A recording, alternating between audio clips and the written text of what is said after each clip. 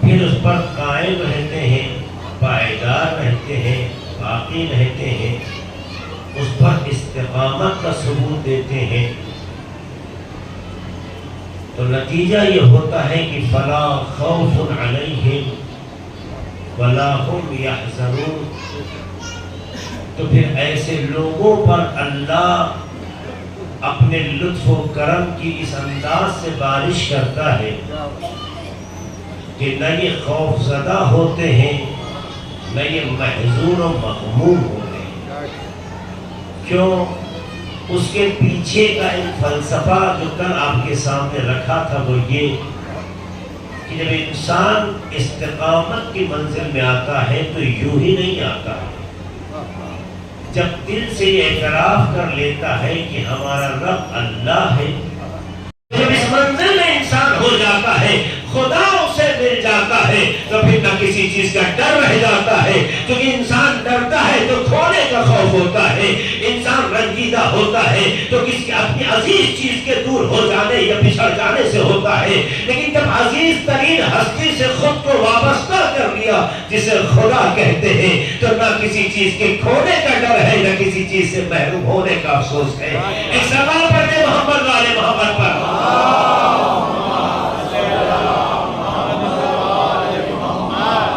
اس لیے کہ انسان جو چیز حاصل کرتا ہے محنتوں سے، زحمتوں سے، اگر وہ چیز اس سے چھن جائے، اگر وہ چیز اس سے دور ہو جائے، یا وہ چیز اس کے پاس نہ رہ جائے، یا اسے کوئی چھین لے یا چوری کی شکل میں اس سے دور چلی جائے، تو انسان پھر اس کا افسوس کرتا ہے، لیکن افسوس اس کا کرتا ہے کہ جسے انسان پانے کے بعد اپنا سمجھ بیٹھے، لیکن جس دن انسان سمجھ لے یہ سب ضرورتوں کی چیز ہے، اصل خدا ہے جسے پانا ہے، اصل خدا ہے جسے پانا ہے، جب اس ذہنیت سے انسان آگے بڑھ جاتا ہے تو عزیزوں لوٹنے والا لوٹنے کے بعد بھی خوش نہیں ہوتا ہے، اور جس سے چیز لوٹی جاتی ہے وہ رنجیدہ نہیں ہوتا ہے، کیوں جب مرکز مل گیا ہے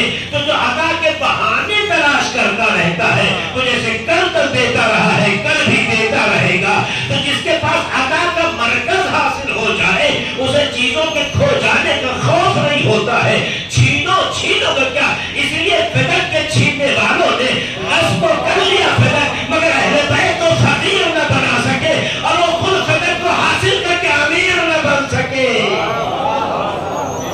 چونکہ فدق اگر اس کے ہاتھ میں ہو جس کی ذہنیت فقیرانہ نہ ہو تو وہ ایسا امیر ہوتا ہے کہ آس پاس کے فقر کو مٹا دیتا ہے، لیکن جو ذہنی فقیر ہو فدق کا کائنات کو بھی حاصل کر لے کبھی امیر نہیں بنتا ہے۔ ایک سلام پڑھتے محمد والے محمد پر،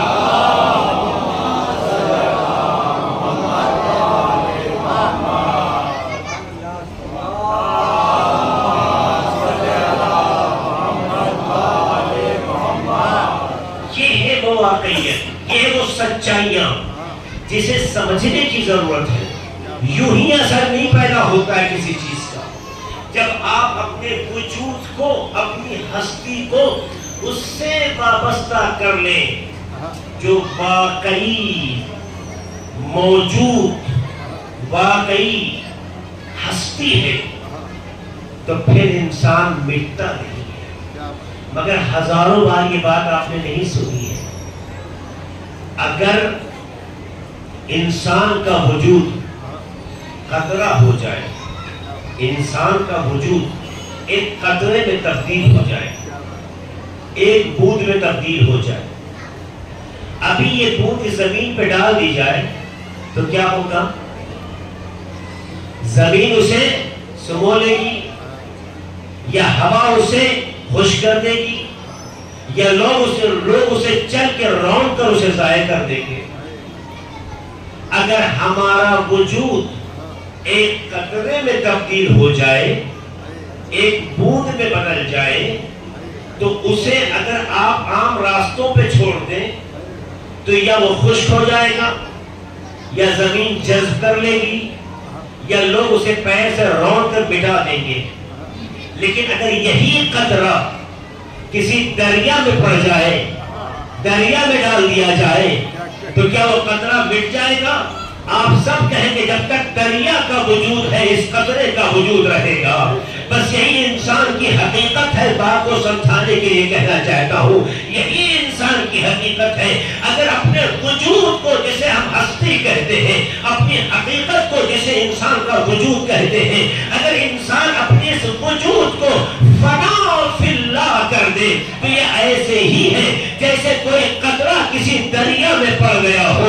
تو جب تک دریا ہوتا ہے قطرے کا وجود ختم نہیں ہوتا، تو انسان اپنے ذات کو اللہ سے وابستہ کر کے، اللہ سے قریب کر کے فنا فی اللہ کر لیتا ہے۔ تو جب تک خدا کی ذات کا وجود ہے یہ مٹتا نہیں ہے، اللہ اسے زندہ رکھتا ہے۔ ورنہ اس کائنات میں جب سے دنیا قائم ہے، جسے عدد میں طے نہیں کیا گیا ہے، جسے روز میں طے نہیں کیا گیا ہے، جسے سال میں تب طے نہیں کیا گیا ہے، دنیا کب سے ہے ہر کوئی مانتا ہے، کب سے ہے عدد کے اعتبار سے کوئی طے نہیں کرتا۔ اتنا ضرور کہتے ہیں دنیا کا علم کب سے ہے سوائے خدا کے کسی کو نہیں ہے، کیونکہ اسی نے خلق دیا ہے دنیا کو۔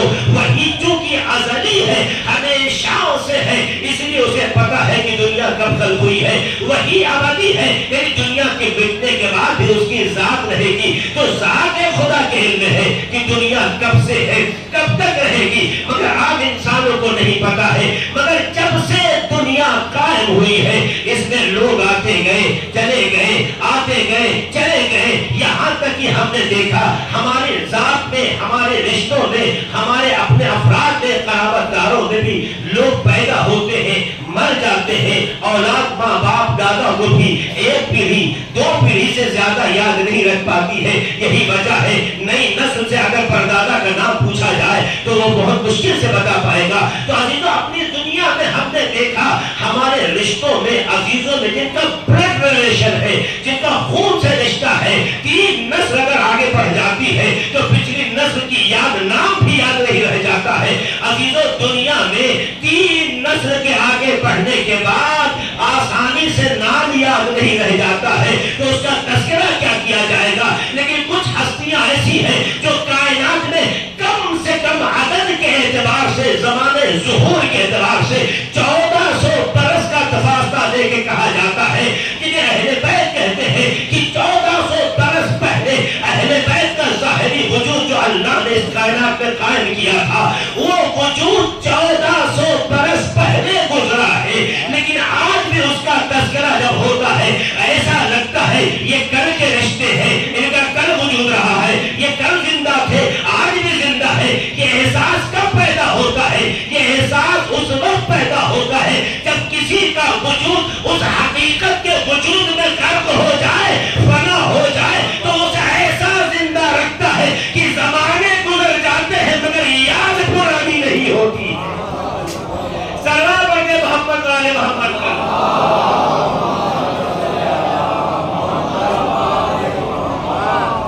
مگر یہ نمونہ نہیں ہے۔ میں تو اہل بیت علیہ السلام کے حوالے سے بات کر رہا تھا۔ جناب ابراہیم زمانے کے اعتبار سے ان سے بہت پہلے آئے۔ جناب ابراہیم کا تذکرہ کر آپ کے سامنے ہوا کہ نہیں ہوا؟ استقامت کی منزل میں جناب ابراہیم نے بھی وہ مقام حاصل کیا کہ آج بھی دین اسلام کا تذکرہ مکمل نہیں ہوتا ہے اگر جناب ابراہیم کو یاد نہ کیا جائے۔ آپ بتائیے آج کل کا واقعہ نہیں جناب ابراہیم کا واقعہ، نمرود کے زمانے کا۔ کلی عرض کیا 14 16 یا 18 سال کی عمر ہے، فتن جوان، سوچ دیکھیے، خیال دیکھیے، جہاں پر صورتحال یہ ہو کہ پوری فضا مخالف ہو، پورا ماحول مخالف ہو، لیکن جس میں یہ عقیدہ اور اعتراف پیدا ہو جائے کہ ہمارا رب اللہ ہے اور اسی پہ قائم رہے، تو سماج میں تنہا ہو کے بھی ایک امت بن جاتا ہے۔ سماج میں تنہا ہو کے بھی امت بن جاتا ہے۔ کیوں؟ کیونکہ جو پرس خدا ہو جائے بے اضافہ خدا ہو، خدا کا بندہ ہے لیکن اس کے ساتھ اس کا خدا ہے۔ اگر انسان اکیلا ہو اور اس کے ساتھ اس کا خدا ہو جائے تو پھر انسان اکیلا نہیں ہوتا، اور اگر انسان کے ساتھ پوری دنیا کھڑی ہو جائے پر ساتھ خدا نہ ہو تب بھی اکیلا رہ جاتا ہے۔ کیوں؟ اس لیے کہ دنیا مطلب کے ساتھ آگے بڑھتی ہے، خدا مطلب کے ساتھ نہیں بڑھتا ہے۔ عقیدے کے راسخ ہونے استقامت کی بنیاد پر ہدایت کرتا ہے۔ اسی لیے جناب ابراہیم نمرود جیسے حاکم و بادشاہ کو خود کو خدا کہلوا رہا ہے، پوری سلطنت کا اپنے کو حاکم و بادشاہ کہتا ہے، اپنے کو رب منواتا ہے، اپنے کو خدا کہلواتا ہے۔ ہر کوئی اس کے ماتحت دکھائی دیتا ہے، ہر کوئی اس کا قصیدہ پڑھتا ہے، ہر کوئی اس کے گان گاتا ہے، لیکن اس کے باوجود بھی جناب ابراہیم نے اپنا مقصد، اپنی تحریک، اپنا مشن نہیں روکا ہے۔ یہ نہ روک کے بتانا چاہے جوانوں، کبھی بھی لشکر کی عدد کو دیکھ کے مرعوب نہ ہونا۔ اگر خدا تمہارے ساتھ ہے تو تم اکیلے نہیں ہو، اکیلا وہ ہوتا ہے جس کے ساتھ خدا نہ ہو۔ اکیلا وہ ہوتا ہے۔ جنگ بدر میں بھی اس کا نمونہ دیکھا گیا، جنگ احد میں بھی استقامت کا نمونہ دیکھا گیا۔ آپ محسوس کر سکتے ہیں آخر جنگ بدر و احد کس لیے ہوئی تھی؟ جنگ بدر و احد رب اللہ کے مسئلے میں تو ہوئی تھی۔ بھئی اللہ کو مانتے تھے، ان کے خداؤں کا انکار کرتے تھے، اور ان کا جرم کیا تھا؟ ان کا مکان لوٹ کے لائے تھے، ان کے گھروں میں آگ لگائی تھی، ان کا عزوقہ چورا لیا تھا، نعوذ باللہ۔ کیا کسی کو قتل کر کے بھاگے تھے؟ نہیں۔ اس کا مطلب یہ ہوتا ہے جو اللہ کے راستے پہ چلتا ہے نہ قتل کرتا ہے، نہ قتل کرتا ہے، نہ کسی کا گھر جلاتا ہے، نہ کسی کا گھر لوٹتا ہے، نہ کسی کی زندگی کو مفلوج بناتا ہے۔ اس لیے کہ یہ کام وہ کرتے ہیں جو عاجز ہو، لیکن جو خدا کے ساتھ ہوتے ہیں وہ عاجز نہیں، قادر ہوتے ہیں۔ قادر کا کام یہ ہے کہ لوگوں کی طاقت بنے، کمزوری نہ بنے۔ اس کا مطلب یہ ہے کہ جو کسی کا گھر جلاتے ہیں وہ خدا لیا تھا، کسی کا کیا ہم اپنا گھر بھی چھوڑائے، اپنے دار و ندار چھوڑائے، اپنی زندگیاں پیچھے چھوڑائے، اپنی ساری زندگی کی محنت کمائی سب کچھ مکے میں چھوڑائے۔ کس لیے چھوڑائے؟ اپنے خدا کے لیے چھوڑائے۔ کیا حملہ کرنے کے لیے گئے تھے؟ کہ ان کے گھروں پہ جا کے جو حملہ کر دیا تھا؟ پتا چلا مسلمان حملہ نہیں کرتا، مسلمان آگ نہیں لگاتا، مسلمان نہیں لوٹتا۔ اس کا مطلب لٹیرے کسی اور گھر کے ہوں گے، اسلام کے دامن کے نہیں ہیں۔ میں دنیا کو یہ پیغام دینا چاہتا ہوں، جب بھی کسی کا گھر جلے تو جلانے والے کو تلاش کرنا، وہ مسلمان نہیں ہوگا چاہے کوئی بھی ہو، کیونکہ مسلمان پناہ دیتا ہے، لوٹتا نہیں ہے۔ لٹیرے کسی اور کے مقدر میں ہے، ہم تو لوگوں کے مددگار ثابت ہوتے ہیں، لٹیرے نہیں بنا کرتے ہیں۔ سلام علیہ محمد والے محمد۔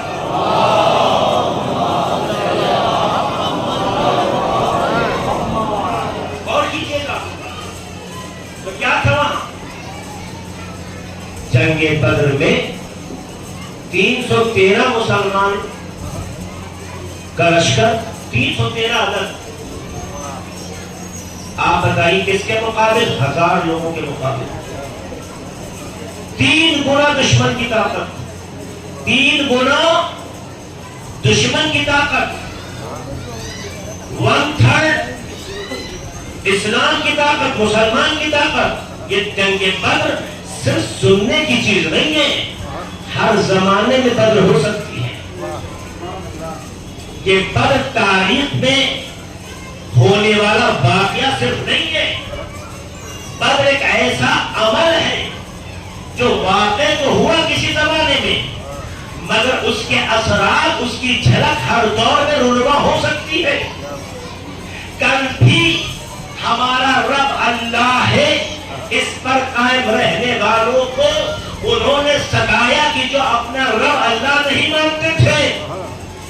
آج بھی ایسا ہو سکتا ہے ایسے لوگ ہوں جو ہمارا رب اللہ کہنے کی بنیاد پر آج کے مسلمانوں کو ٹارچر کریں، انہیں ستائیں، تو مسلمانوں جو خدا کل بدل دے مسلمانوں کو عزت و احتشام دے رہا تھا وہی خدا آج بھی مسلمان کو دینے کے لیے تیار ہے۔ ایک شرط ہے، وہی استقامت پیدا کرو تو جو اثر اللہ نے کل کے بدلے میں دکھایا تھا وہی آج بھی دکھا کے بتائے گا۔ ہم کل بھی وہی خدا تھے، آج بھی وہی خدا ہے۔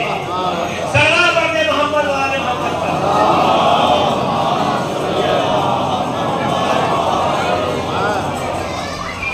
یہ ہے پروردگار کا طریقہ۔ استقامت نہیں ہے تو مدد نہیں ہے۔ اگر جو 3 گنا طاقت ہو کر دشمن خوف زدہ اور یہ 1/3 ہو کر خوف زدہ نہیں ہے، اتنی جنب غفیر، اتنا جنب غفیر، اتنی تعداد، وہ ڈر رہے ہیں۔ یہ بالکل نہیں ڈرتے، بلکہ تاریخ اور تفسیر دونوں کہتی ہے کہ جب ان سربازان اسلام کو مسلمانوں کے ان افراد کے جو پیغمبر کے ساتھ میدان میں کھڑے تھے وہ ٹارگٹ کرتے تھے تو ان کا کہنا یہ ہے میں ٹارگٹ ایک تو کرتا تھا لیکن جب مارنا چاہتا تھا وہ ایسا لگتا تھا اس کے پیچھے ایک جنگ غفیر ہے، ایک لشکر پورا، ایک فرد ہے، ایک فرد ہے، مگر یہ اعتراف دشمن کر رہا ہے کہ اس کے پیچھے پورا ایک لشکر کھڑا ہے۔ تو اللہ استقامت کے نتیجے میں ایک انسان کو اتنا پاور دیتا ہے کہ دشمن کی نگاہ میں لشکر میں تبدیل ہو جاتا ہے۔ یہ بتانا چاہتا ہے کہ اگر تم دل سے اپنے رب کو اللہ کو اپنا رب مانتے ہو اور کہتے ہو ہمارا رب اللہ ہے تو تمہیں یہ اطمینان ہونا چاہیے کہ تم اپنے اندر جو یہ عقیدہ رکھتے ہو اس پر باقی رہو، اس پر قائم رہو، اس پر مضبوطی سے کھڑے رہو، اسے کمزور نہ ہونے دو۔ جب بھی مقام امتحان ہو تو تم کسی کے بھکاری نہ بنو، جس کی بارگاہ میں جھکتے رہو گے، جھکتے رہے ہو، وہ کبھی کسی کی بارگاہ میں تمہیں جھکنے نہیں دے گا۔ اس لیے اس نے اپنے بارگاہ میں جھکایا ہے تاکہ کہیں اور جھکنا نہ پڑے۔ جس کے بندے ہو وہی جھکو تو تمہاری عزت ہے، اگر کہیں اور جھکنے لگے تو عزت کا سودا ہو جائے گا۔ تو یہ اللہ کا وعدہ ہے، تو جب انسان اس منزل پر اپنے کو رکھتا ہے تو خدا ایسی مدد کرتا ہے کہ ایک انسان ہوتے ہوئے وہ لشکر میں تبدیل ہو جاتا ہے۔ اسی لیے وہ خوف زدہ نہیں ہوتا۔ آپ پڑھیے جا کے سورہ بقرہ سلسلے وار آیتوں کو آپ پائیں گے، آپ دیکھیے اس کا تذکرہ ہوا نہیں ہوا۔ یہ اللہ کے وعدے ہیں اور یہ وعدہ ایک وقت کے لیے نہیں ہے، ہر زمانے کے لیے۔ شرط ہے استقامت، میں جملے کو مکمل کرنا چاہتا ہوں۔ شرط یہ ہے استقامت اور پائیداری ہو۔ شرط یہ ہے کہ آپ کا اسٹینڈ مضبوطی کے ساتھ، اور مضبوطی کے ساتھ جب پیدا ہوگا جب عقیدہ آپ کا یہ ہو کہ ہمارا سب کچھ اللہ۔ جب تک یہ عقیدہ نہیں پیدا ہوگا اس وقت تک وہ طاقت، وہ شکتی، وہ پاور پیدا نہیں ہوگا۔ پاور کہیں نہ کہیں سے جنریٹ ہوتا ہے۔ جب جنریٹ ہوگا جب آپ کا عقیدہ پختگی کے ساتھ اپنے پروردگار کا ہو کہ ہر چیز کا مالک، ہر چیز کا اہل، ہر طرح کی طاقت کا مرکز خدا ہے۔ جب یہ یقین ہوتا ہے اور اس یقین پہ ہم قائم ہوتے ہیں تو گویا پاور جنریٹ ہو جاتا ہے۔ جب پاور جنریٹ ہو جاتا ہے تو پھر انسان کو ڈر نہیں لگتا، پھر انسان کو پریشانی نہیں ہوتی، پھر انسان رنجیدہ نہیں ہوتا۔ یہ واقعہ تاریخ کی سچائی میں دیکھیے، تاریخ کے صفحات میں پڑھیے، آپ دیکھتے چلے جائیں گے، چاہے وہ بدر ہو، چاہے وہ احد ہو، چاہے اس کے بعد کا مرحلہ اگر یاد ہو وہ 33 دن کی جنگ جو اسرائیل اور حزب اللہ کے درمیان ہوئی تھی، چاہے وہ جنگ ہو، چاہے وہ 8 سال کا دفاع مقدس جو ایران اور عراق کے درمیان میں ہوا تھا صدام کے زمانے، علامہ خمینی کے زمانے میں، اگر آپ کو یاد ہو عزیزوں، صدام کی طرف دنیا کے 37 ملک جب ایران میں انقلاب آیا ہے، 37 ملک ایک طرف 37 کنٹریز اپنے اپنے فوج کے ساتھ، اپنے اسلحوں کے ساتھ، اپنی ٹیکنالوجی کے ساتھ، اپنے پورے پاور کے ساتھ ایک طرف تھے، اور جسے خمینی کہتے ہیں ان کے پاس جو فوج تھی وہ بھی فرار کر گئی تھی، صرف جوان تھے، استقامت کا جذبہ تھا، عقیدے کی پختگی تھی، خدا پہ بھروسہ تھا، خدا پر ایمان تھا، اس بنیاد پر 37 ملکوں کے مقابل میں 37 وہ چہرے ہیں جو تاریخ میں، ہسٹری میں لکھے گئے ہیں۔ نہیں پتا کچھ ایسے بزدل بھی رہے ہوں گے جو اپنا نام تو نہیں چاہتے مگر چاہتے موقع کا فائدہ اٹھایا جائے تو اور بھی تعداد ہو سکتی ہے، لیکن 37 کا نام آتا ہے جس میں یورپ بھی تھا، جس میں امریکہ بھی تھا، جس میں اس طرح کے پاور تھے، سب کے سب ایک طرف کھڑے تھے، مگر ایک طرف وہ لوگ تھے جن کا خدا پہ بھروسہ تھا، خدا پہ یقین تھا،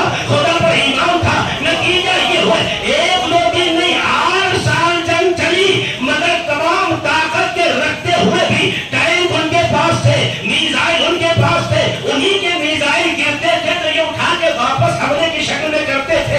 ان کے پاس ساری طاقتیں دنیا کی تھی، ان کے پاس دنیا کے اعتبار سے تو ظاہر کوئی طاقت نہیں، فوجی دستہ بھی اکثر فرار کر گیا تھا، جو شاہ کا وفادار کہلاتا تھا، انقلاب کا بڑا حامی نہیں تھا۔ نتیجہ یہی ہوا، میں آج کی دنیا کی بات کر رہا ہوں، 79 کے بعد کا واقعہ پیش کر رہا ہوں جو ہمارے رب کے زمانے سے قریب واقعہ ہے۔ یہ بتانا چاہتا ہوں خدا کا واقعہ کسی ایک خاص زمانے سے نہیں ہوتا ہے، بلکہ خدا کا واقعہ اور خدا کا وعدہ ہر زمانے سے ہوتا ہے۔ شرط یہ ہے کہ شرائط میں وہ پختگی ہونی چاہیے جس سے خدا کا لطف و کرم جاری ہو سکے۔ تو ہم نے دیکھا 37 ملکوں کی طاقت ایک طرف تھی، ایمانی اور الہی طاقت اکیلی تھی، ان کے پاس اسلحہ بھی تھا، مگر مقابلے میں ایک انچ ایران میں نہ آ سکے، جو آئے بھی تھے اتنا واپس چلے گئے تھے کہ یہی ایمانی طاقتوں نے کہا تھا کل کا حملہ ہوگا، فرات میں وضو کریں گے، کربلا میں نماز پڑھیں گے۔ یہ عظیم و جذبہ جب پیدا ہوتا ہے جب قالوا ربنا لا ثم استقاموا کی منزل آتی ہے۔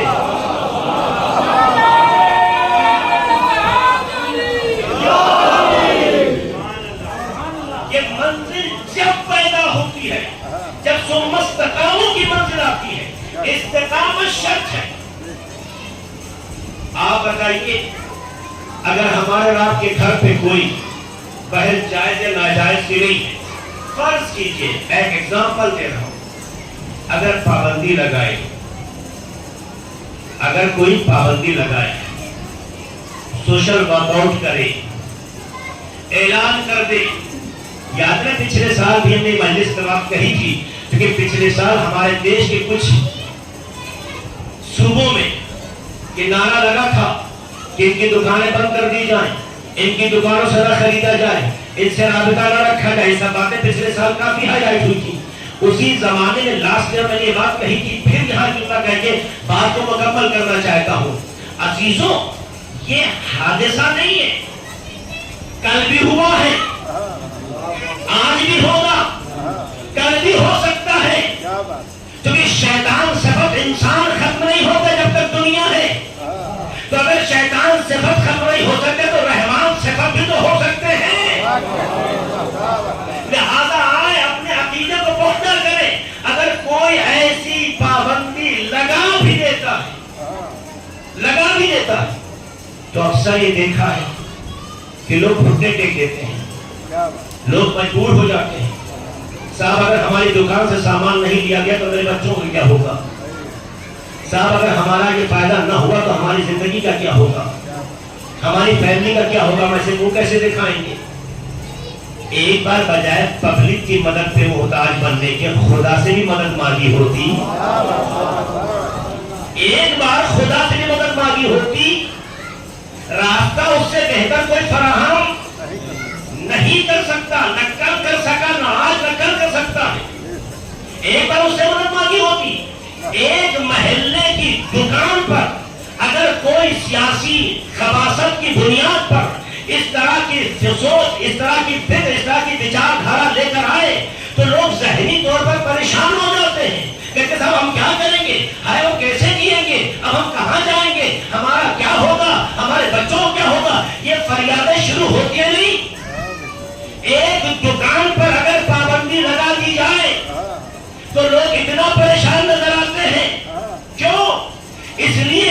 کہ انہیں پبلک پر جو بھروسہ ہے اپنے خدا پہ بھروسہ نہیں ہے. وہ کہتے ضرور ہمارا رب اللہ ہے مگر استقامت کی منزل میں نہیں ہے.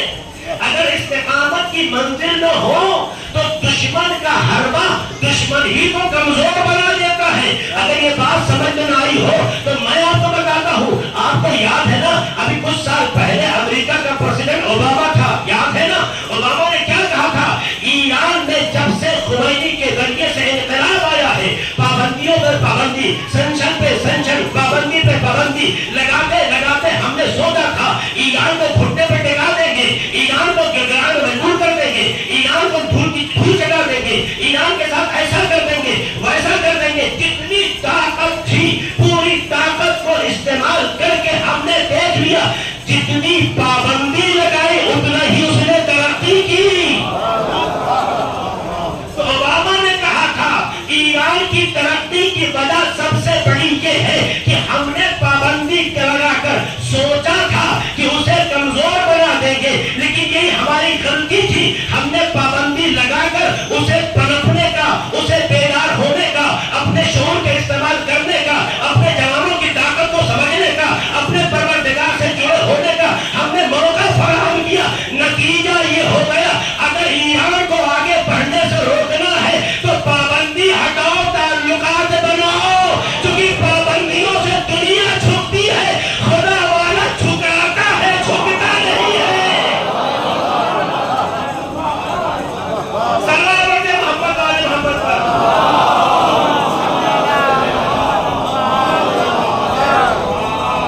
استقامت چاہیے. اور نمونہ دوں, استقامت کے نمونے بہت سے ظاہر کتابوں میں گنجائش نہیں ہے. تاریخ پڑھ کے قرآن بھرا پڑا ہے اس طرح کے مصادر سے. قرآن صرف تلاوت کی کتاب نہیں ہے, قرآن کتاب زندگی ہے.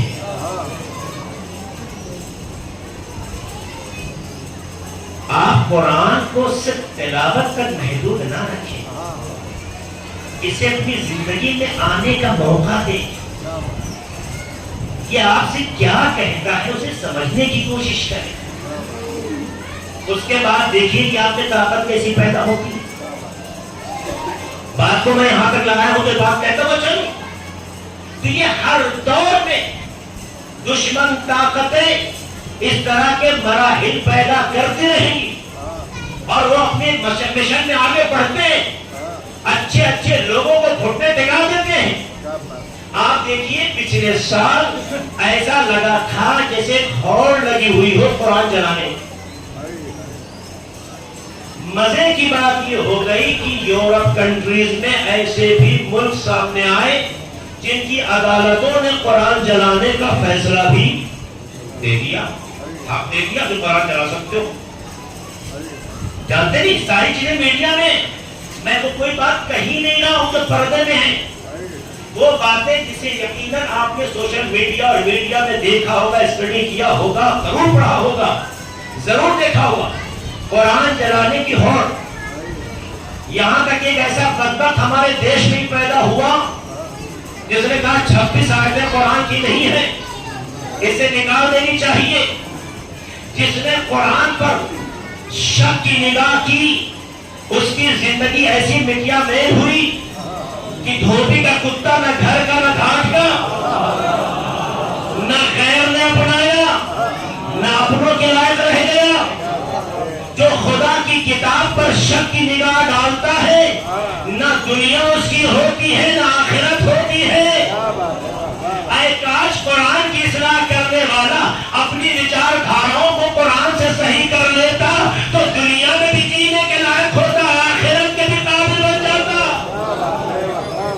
لیکن قرآن کو جلانے کا ماحول ہمارے اس عزیز دیش میں, اس بھارت جیسے ملک میں کہ جہاں پہ بھاوناؤں کی بڑی قدر کی جاتی ہے, جہاں جذبات کی بڑی قدر کی جاتی ہے, جس ملک میں ایک سے ایک بہترین سے بہترین انسان رہتے ہیں. کس نے کہا ہندو بڑے ہوتے ہیں, وہ خبیث فکر کے ہوں گے جن کا کوئی مذہب نہیں ہوتا, جو انسانیت کے دشمن ہیں, وہ کسی بھی دھرم کے ہو سکتے ہیں, ان کی بحث نہیں کرنا چاہتا ہوں. لیکن اسی دیش میں آپ کی زبان بولنے والے, آپ کے جذبات کی قدر خیال کا ساتھ دینے والے ایسے انسانیت پسند لوگ موجود ہیں کہ جنہیں سلام کرنے کا دل کہتا ہے، جن کا احساس ہمیں دل میں ایک جذبے کے تحت ہے کہ جنہوں نے آوازیں اٹھائی ہیں اتنی آواز آپ کی نہیں اٹھی ہے جتنا غیروں کی اٹھی۔ ایسا نہیں ہے، مگر یاد رکھیے گا اس دیش میں بھی قرآن کو جلانے والے نااہل پیدا ہوئے، قرآن کے داغ صفحات کو پھاڑنے والے پیدا ہوئے۔ یہ نادان قرآن کو نہیں جانتے ہیں چونکہ یہ جاہل ہے، یہ بے خبر مسلمان قرآن کو نہ سمجھ سکا۔ یہ کیوں کہہ رہا ہوں؟ کیونکہ ہم نے تلاوت کا آگے سوچا ہی نہیں۔ جب ہم ہی نہ سمجھ سکے تو ان سے کیا توقع سمجھ سکیں گے؟ وہ تو انہیں کہہ کے مطلب پھاڑنا ہے، تمہیں جلانا ہے۔ میں ایک بڑی بات کہنا چاہتا ہوں، آپ توجہ دیجیے گا عزیزو، دنیا میں ایک تو اسلامک کنٹریز نہیں ہے، 57 کنٹریز ہے۔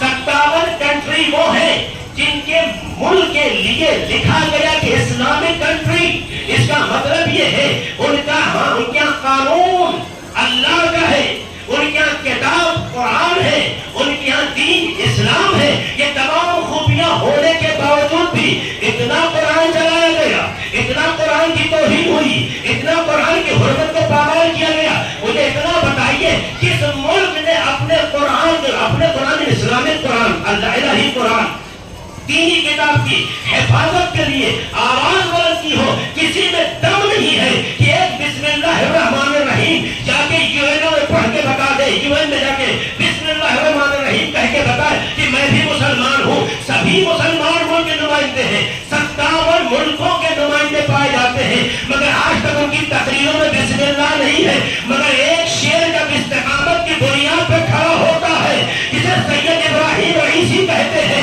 تو اسی UN میں جا کر قرآن کو ہاتھ میں لے کے بتاتا ہے ہمارے بابا کا نام قرآن ہے، ہمارے کتاب کا نام قرآن ہے، چوم کے بتاتا ہے۔ جس نے ہمیں یہ ہمت دی ہے اسی کو یہ قرآن کہتے ہیں۔ سلام پڑھتے محمد والے محمد پر۔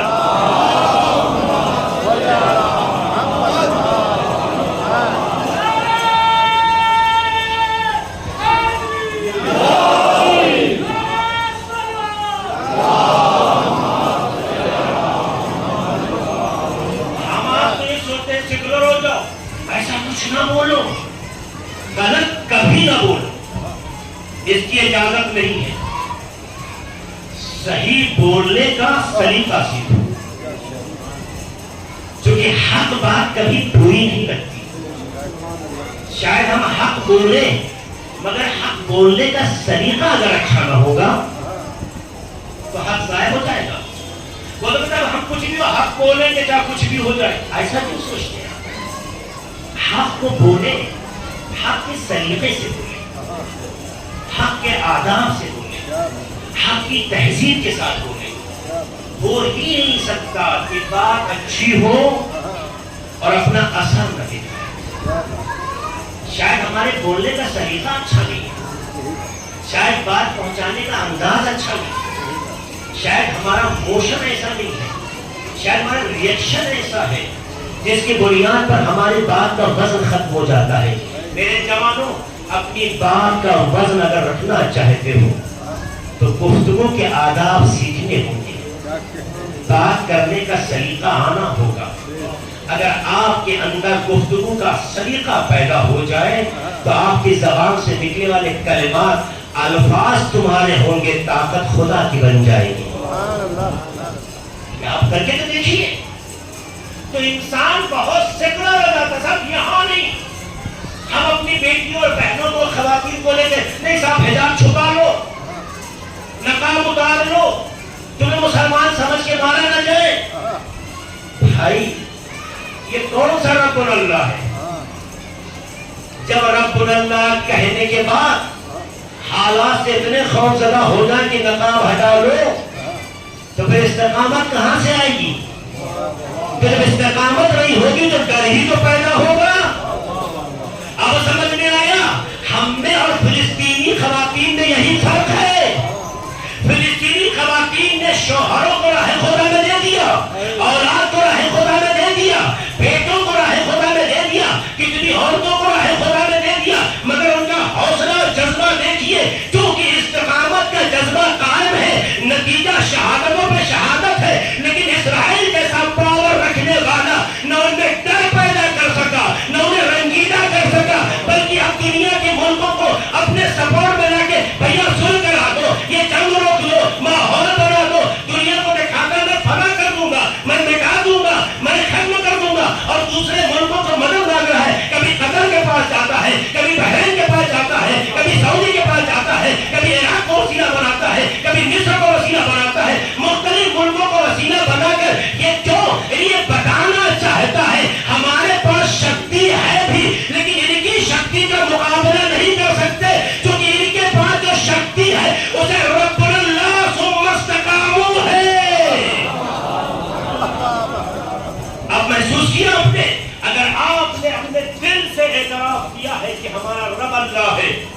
اور اس پر دل سے آپ کھڑے رہے، قائم رہے، تو دشمن کتنا بڑا بھی پاورفل کیوں نہ ہو، اسے ایک دن اپنی شکست کا اعتراف کرنا پڑے.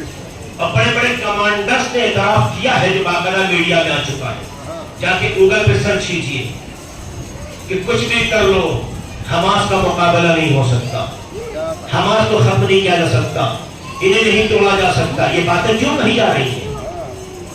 ان کے پاس کیا ایسا گیا ہے؟ استقامت ہے.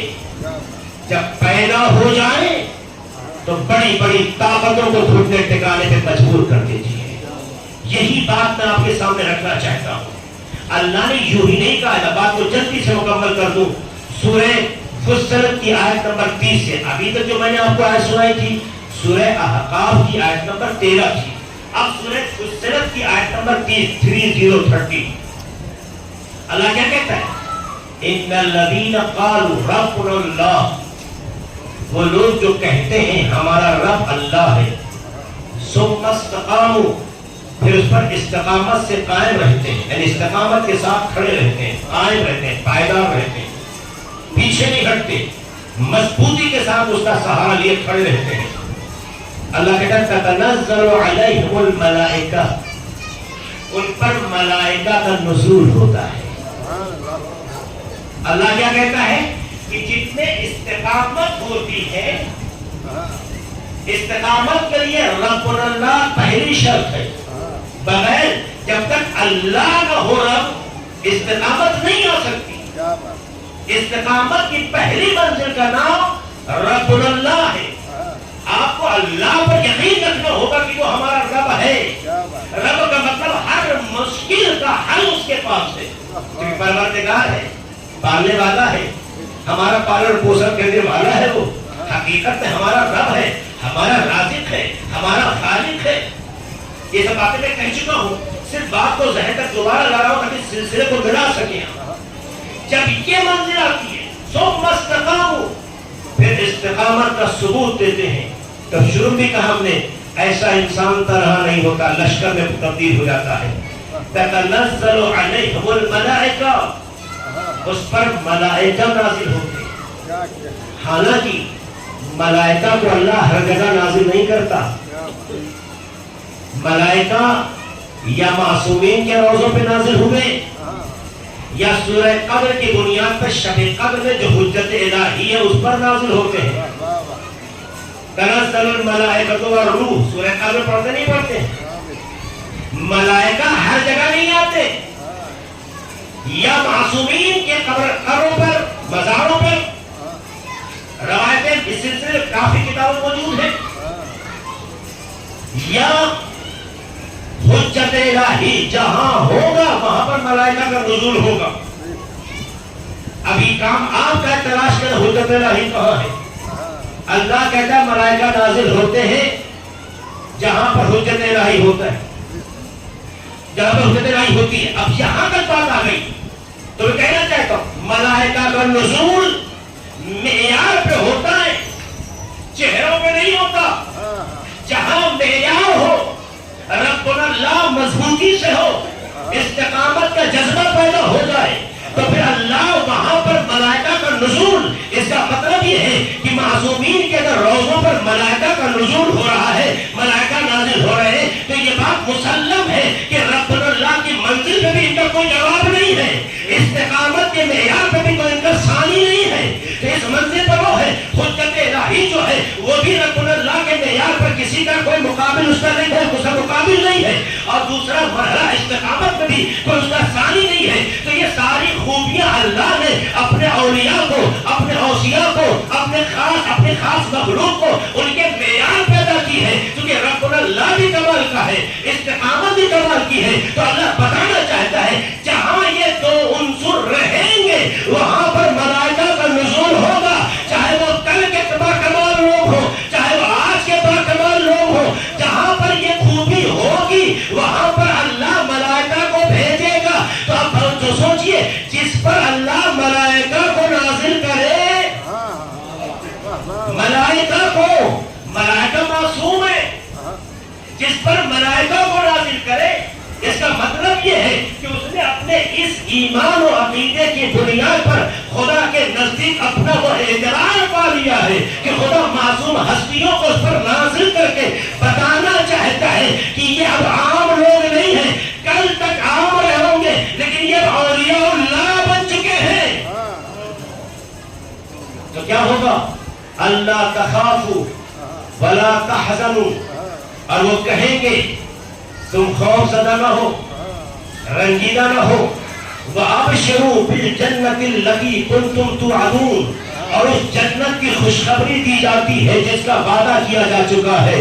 تو پتہ چلا استقامت کے نتیجے میں ملائکہ بھی نازل ہو کر طاقت بنتے ہیں، خدا کی توجہ بن جاتی ہے، اور جب خدا کی توجہ ہو جاتی ہے تو پھر انسان کے مقدر میں بہشت ہو جاتا ہے، مقدر بن جاتا ہے، اور بہشت کے ساتھ ساتھ انسان کے اندر نہ خوف رہ جاتا ہے نہ رنجیدہ ہوتا ہے، یعنی شہامت پیدا ہو جاتی ہے، شجاعت پیدا ہو جاتی ہے، طاقت پیدا ہو جاتی ہے۔ تو جب یہ خوبیاں ہوتی ہے تب اللہ کہتا ہے الا ان اولیاء اللہ لا خوف علیہم ولا هم يحزنون۔ قرآن کہتا ہے کائنات میں صرف اولیاء اللہ ہی وہ ہے کہ جو نہ رنجیدہ ہوتے ہیں نہ خوف زدہ ہوتے ہیں۔ تو اب آپ دیکھیے کون اس کائنات میں ہے جو نہ رنجیدہ ہوتا ہو نہ خوف زدہ ہوتا ہو۔ ہم نے دیکھا تو یا عبد اللہ سیستانی کو اس معیار پہ دیکھا، یا عبد اللہ خامنئی کو اس معیار پہ دیکھا، تو کہنے کو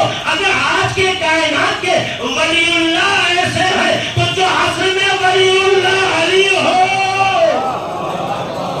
سلام رکھے محمد والے محمد پر۔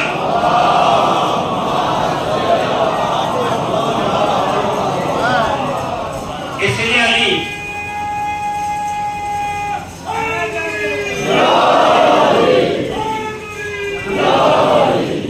اسی لیے مولا کائنات خندق میں عمرو بن عبداللہ آ جائے، اتنا بہادر کی 100 فوجی لشکر کو 100 عدد اگر بہادر مقابلے میں آئے تو عمرو بن عبداللہ کبھی ڈرتا نہیں تھا، چوٹی کی طرح مسل لیتا تھا، ضرورت پڑتی تھی تو پہاڑ کو ہاتھوں سے نوچ کر کے سپر بنا لیتا تھا۔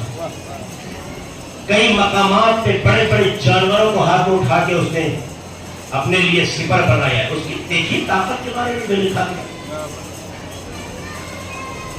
اس کا نام سن کے اچھے اچھے کانپنے لگتے تھے، لیکن ثم استقاموا کی منزل میں جب ولی اللہ جو واقعی ولی اللہ ہے، جو حقیقی ولی اللہ ہے، ہم یوں ہی علی ولی اللہ نہیں کہتے۔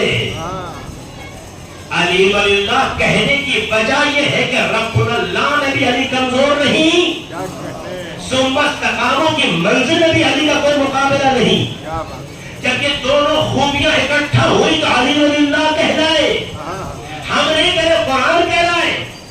جب قرآن ولی اللہ بتا دے گا تو ولی اللہ نہ ڈرتا ہے نہ رنجیدہ ہوتا ہے۔ اس لیے خندق کا فاتح بھی علی بنا، خیبر کا فاتح بھی علی بنا۔ جتنی جنگیں تاریخ اسلام کی ہوئی جس میں مولا علی کا حضور رہا ہے، مولا علی کیوں فاتح بنے؟ کیونکہ فاتح وہ بنتا ہے جو خوف کو پیچھے چھوڑ دے اور شہامت کے ساتھ آگے آ جائے، جو موت کو پیچھے چھوڑ دے اور اللہ کی طرف آگے بڑھ جائے۔ تو اللہ کہتا ہے تم جب ولی اللہ ہو گئے تو سامنے والا کتنا بڑا سورما کیوں نہ ہو، صرف تمہارے اشارے کی ضرورت ہے، وہ مسل کے ختم ہو جائے گا۔ تو اللہ نے وعدہ ایک خاص زمانے کے لیے نہیں کیا، ہر زمانے کے لیے۔ لہذا آپ اہل قرآن ہیں، آپ قرآن کے ساتھ ہیں، قرآن کی تعلیمات سے خود کو مانوس کیجیے، تب آپ کے اندر ایک پاور جنریٹ ہوگا۔ جس کے ساتھ قرآن ہوتا ہے وہ ظالم نہیں ہوتا، وہ مظلوم کی تاریخ تو لکھتا ہے، ظلم کی تاریخ نہیں لکھتا۔ لیکن ظلم سہنا بھی ظلم ہے، اس لیے اگر کوئی ظالم ہے تو اس کا مقابلہ کیا جاتا ہے۔ ظلم کا مقابلہ تو دنیا کہتی ہے جائز ہے، نہیں کہتی۔ اگر کوئی آپ پر اٹیک کرے تو ڈیفنس کا حق آپ کو حاصل ہے کہ نہیں؟ ہے دنیا کی کوئی عدالت اس حق سے آپ کو محروم کر دے؟ اگر کوئی آپ پر اٹیک کرے تو ڈیفنس کا آپ کو حق ہے یا نہیں ہے؟ دفاع کا حق ہے یا نہیں ہے؟ آپ سب کہیں گے اس میں قانون کی ضرورت آپ کو کہتی ہے. تو جب آپ کی عقل نہ سمجھتی ہے تو کیا خالق عقل نہیں جانتا؟ خالق عقل نے عقل کو جس کا مطیع و فرما بردار بنایا کہ اسے نہیں پتا؟ اسی لیے قرآن والا ظلم نہیں کرتا پر ظلم سہتا بھی ہے، اور مظلوم پر ہوتے ہوئے ظلم کو دیکھ کر تماشائی بن کر ہائے ہائے ہائے نہیں کہتا، بلکہ اس کی حمایت کے لیے آگے بڑھ جاتا. کیونکہ اگر مظلوم کی حمایت کے لیے آگے نہ بڑھے تو اس کا شمار ظالموں میں ہوگا. کیونکہ اللہ نے تمہیں پیدا کیا ہے، جس کو خدا پیدا کرتا ہے وہ بزدل نہیں ہوتا. انسان اپنے سوچ اور وچار سے بزدل بنتا ہے، اپنے عقائد کی کمزوریوں سے بزدل بنتا ہے.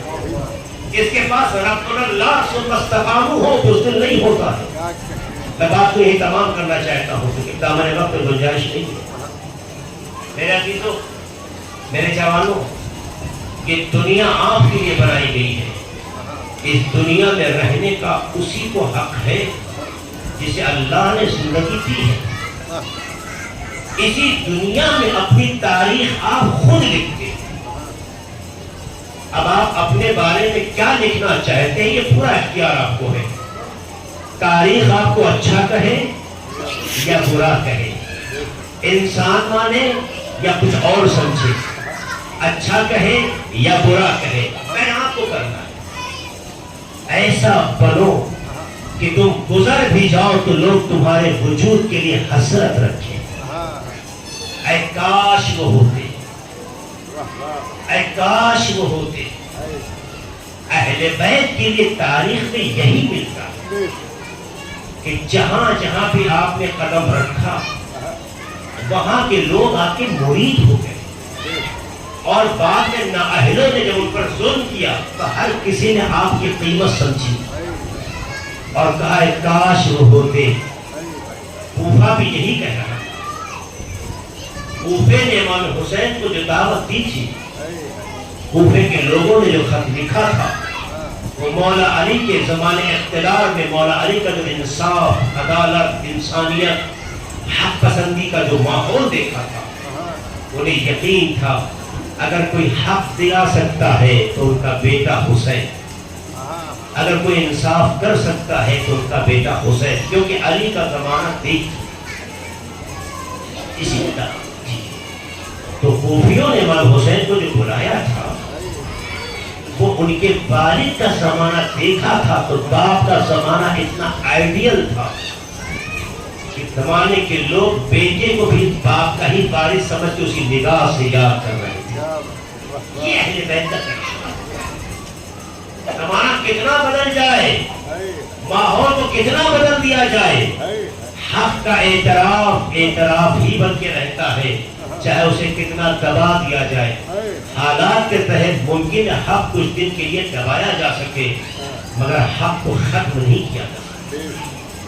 یہی کربلا ہے جو ہمیں یہی سکھاتی ہے.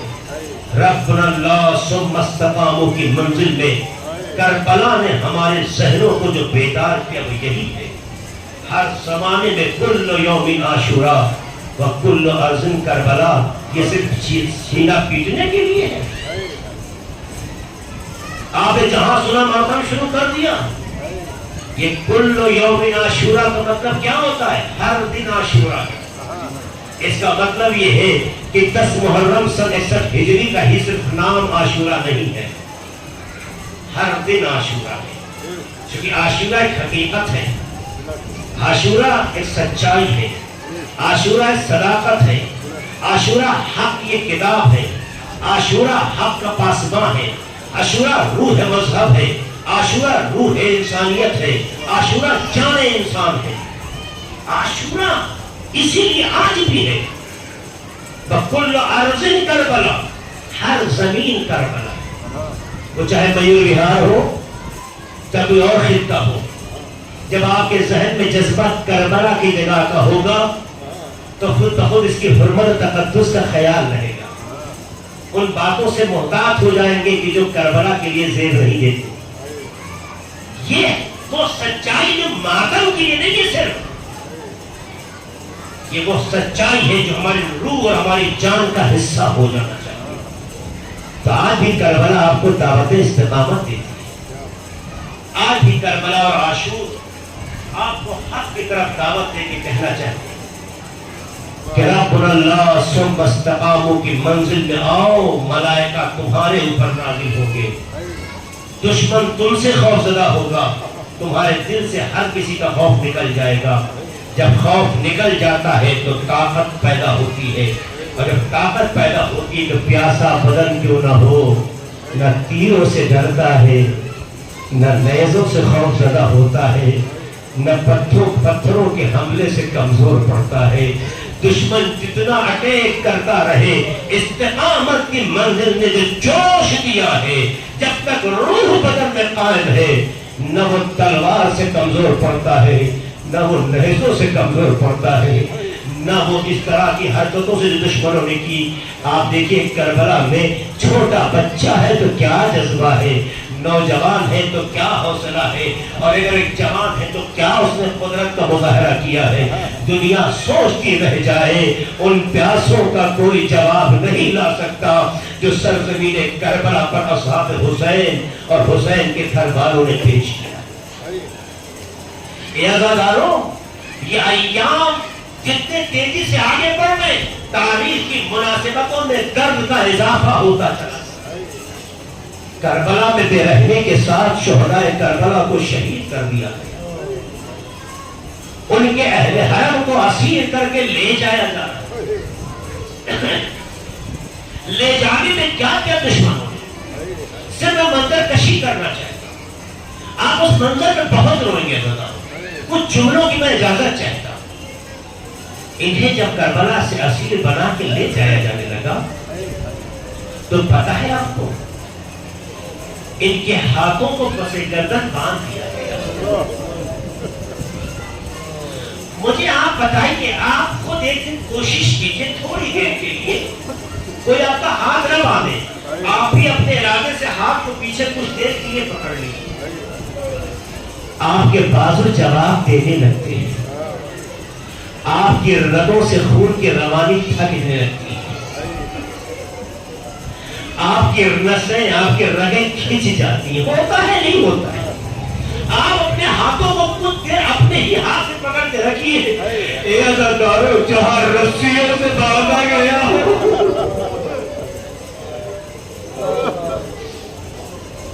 جہاں رسیوں سے باندھا گیا ہو، اس تصور کو ذہن میں رکھیے. اور صرف باندھا ہی نہیں گیا، ان کے سروں سے چادریں بھی چھین لی گئی. جب سر سے چادر چھینی گئی تو غیرت کا تقاضا ہے کہ سر جھکا لیا جائے. اگر سر جھکا لیا جائے اور ہاتھ پسے گردن بدے ہو، بازو کی کیفیت کا اندازہ لگائیے. یہ ایک منزل. اب اس سے تصویر کو ذہن میں رکھیے. آپ تصور کو اپنے ذہن کو آنے چاہیے. اس کے بعد انہیں اونٹوں پر سوار کیا جاتا ہے. ایسے اونٹوں پر جس میں کجاوا نہیں ہے، جس میں محمل نہیں ہے. محمل جب ہوتی ہے تو آدمی کے لیے بیٹھنا آسان ہو جاتا ہے، لیکن جب اونٹ کی پیٹھ پر محمل کجاوا نہ ہو تو انسان اس اونٹ کی پیٹھ پر سنبھل نہیں پاتا ہے، کیونکہ اس کی پیٹھ ہی ایسی بنی ہوتی ہے بیلنس کرنا آسان نہیں ہے. اور بیلنس انسان جب کر سکتا ہے جب ہاتھ کھلے ہو، اگر ہاتھ پسے گردن بدے ہو. اور غضب یہ کہ ایک رسل میں 12 گلے. جب یہ کیفیت ہو تو سوچئے کہ ہاتھ بدے ہیں، اس کا مطلب آپ کے پاس سپورٹ نہیں ہے. گردن سے گردنیں جڑی ہے رسی کے ذریعے، اور 12 لوگ بغیر کجاوے کے اونٹ پر نہیں بیٹھ سکتے. یقین مانیے نہیں بیٹھ سکتے. تو اس کا مطلب یہ ہے یہ مختلف اونٹوں میں بیٹھے ہوئے ہیں، رسی کے ذریعے سے ان کے گردن کو جوڑ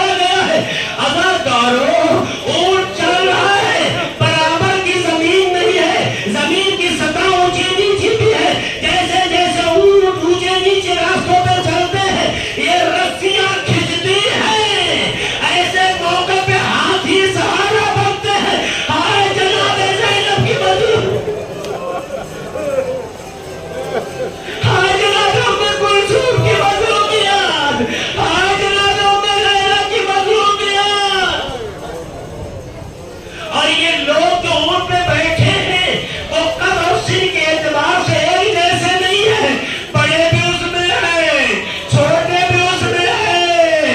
اے اداکاروں، جب یہ اونٹ بڑھنے لگا، رسی کھینچتی تھی، اہل حرام عجب نہیں حسرتوں سے ایک دوسرے کو دیکھتے رہے ہو۔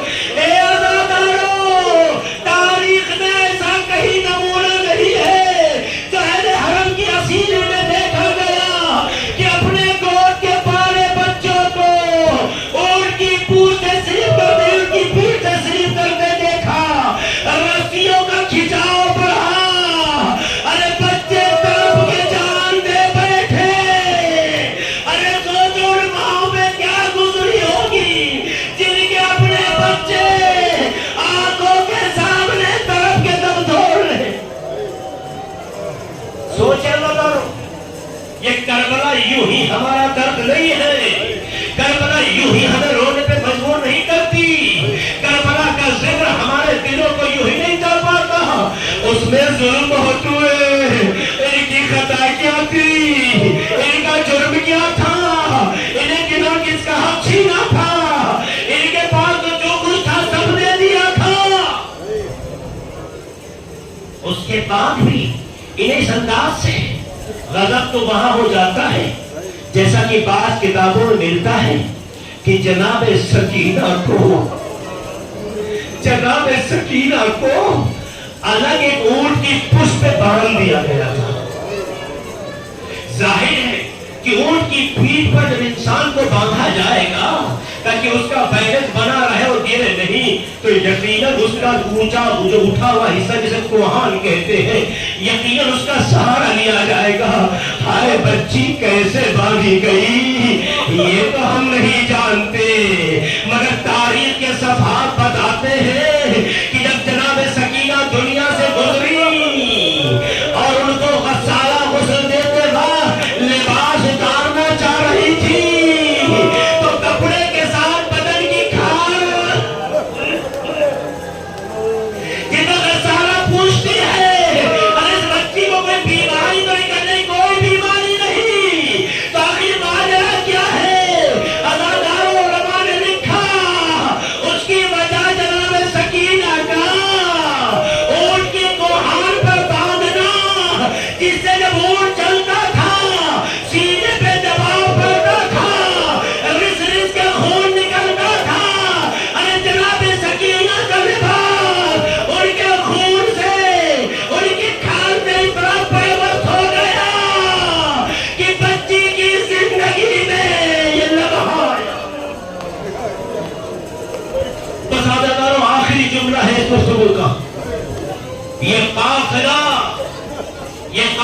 اس منزل پر پہنچایا گیا جسے کوفہ کہتے ہیں۔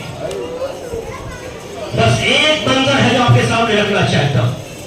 کوفے میں جب یہ ابن زیاد کے دربار میں قافلہ پہنچا تو روایتیں کہتی ہیں کہ جناب زینب بیویوں کا سپورٹ لے کر، سہارا لے کر خود پیچھے چلی گئی تاکہ ابن زیاد سے نظریں نہ ملے، پیچھے چلی گئی تاکہ اپنے کو کسی حد تک ان اشقیاء سے دور رکھے۔ عفت، خیرت آل رسول ہے۔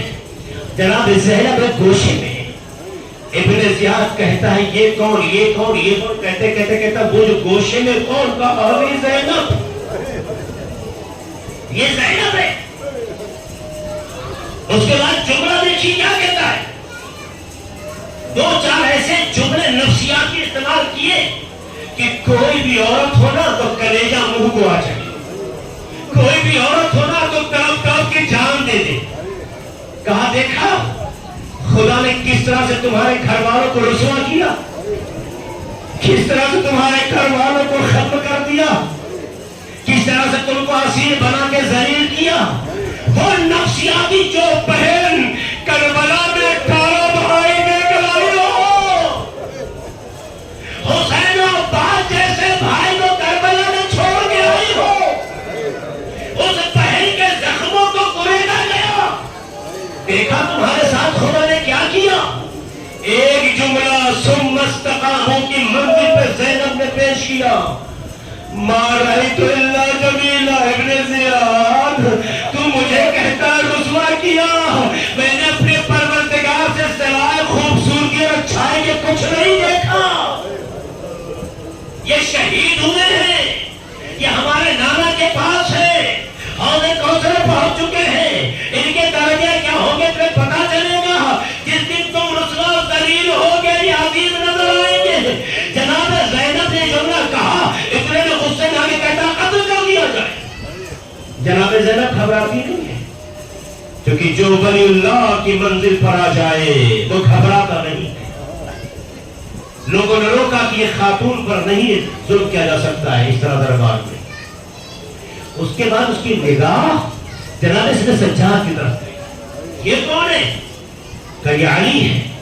کہ مجھے تو خبر دی نہیں، علی کو تو کربلا میں اللہ نے مار دیا، علی تو کربلا میں مارا گیا. تو چوتھے امام نے ایک جملہ کہا، ہاتھوں میں ہتھکڑیاں ہیں، پیروں میں زنجیریں ہیں. امام جملہ کہتے ہیں اللہ یتوفی الانفس حین موتہا. ابن زیاد، اللہ جب کسی کو مارتا تو کہتا ہے کہ علی اکبر کو اللہ نے مارا ہے. اللہ جب کسی کی جان لیتا ہے نا، اللہ جب کسی کو موت دیتا ہے تو اس کی روح کو اس کے بدن سے نکال لیتا ہے. اس جملے کے اندر سب کے بس یہ جملہ آخری جملہ ہے ہماری گفتگو کا. اللہ جب کسی کو موت دیتا ہے، جب کسی کی زندگی لیتا ہے، اللہ یتوفی الانفس حین موتہا، جب اللہ کسی کو دنیا سے گزارنا چاہتا ہے تو اللہ فقط روح قبض کرتا ہے. امام بتانا چاہتے ہیں، ارے ہمارے جس بھائی کو تم کہتے ہو خدا نے مارا، ارے خدا تو صرف روح قبض کرتا ہے. خدا تلواروں سے ٹکڑے نہیں کرتا، نیزوں سے زخمی نہیں کرتا.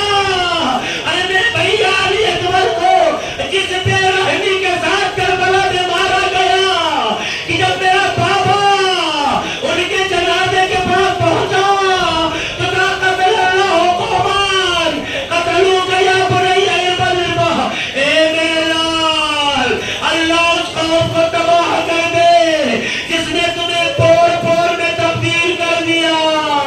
ارے یہی وجہ تھی امام حسین نے جب جناب علی اکبر کا جنازہ اٹھانا چاہا، ارے سینہ سنبھالتے تھے، پیر آویزہ ہو جاتا تھا.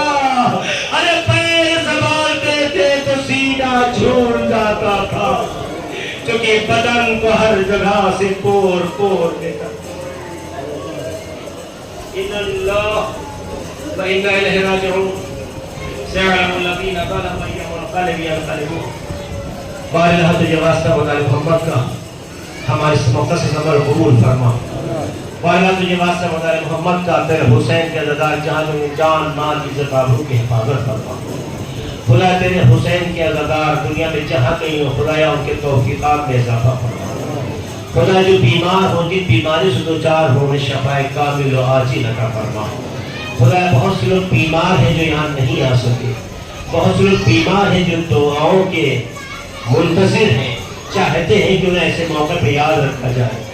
خدا ان تمام بیماروں کو، ان تمام مریضوں کو اس فرش عزا ان آنسوؤں کے واسطے شفائے کامل و عاجل عطا فرما. خدا ہمارے بزرگوں کا سایہ ہمارے سروں پر قائم. خدا جو دنیا سے گزر میں جا رہا ہو تو مغفرت جگہ عطا فرما. خدایا ہمارے وطن عزیز ہندوستان میں امن و امان و سکون عطا فرما. خدا تجھے واسطہ بتا محمد کا پرچم میں جمہوریہ اسلامی ایران کو سربلندی عطا فرما. خدا تجھے واسطہ بتا محمد کا ہمارے تمام علماء کرام بالخصوص مہاراج اعظام کی حفاظت فرما. خدا مہاراج کرام مہاراج اعظام میں جو بیمار انہیں شفائے کامل و عاجل عطا فرما. خدا امام زمانہ کے ظہور میں تاکید فرما. ہم سب کو ان کے اعوان و انصار میں شمار فرما. ماتم حسین.